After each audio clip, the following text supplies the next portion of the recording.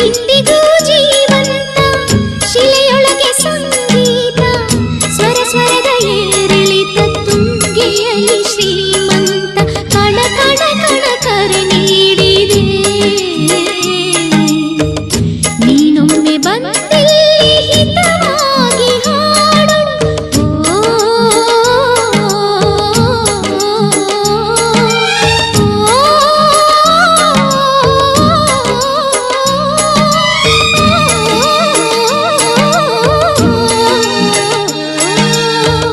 ಕೇಳಿಸದೆ ಕಲ್ಲು ಕಲ್ಲಿನಲಿ